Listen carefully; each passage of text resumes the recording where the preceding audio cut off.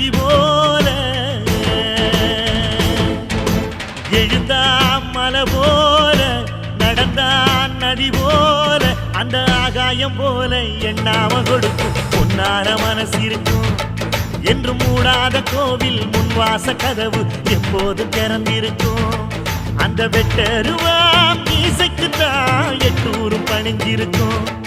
அவ தொட்டு தந்த நெல்லுமணி முப்போக விளைஞ்சிருக்கும்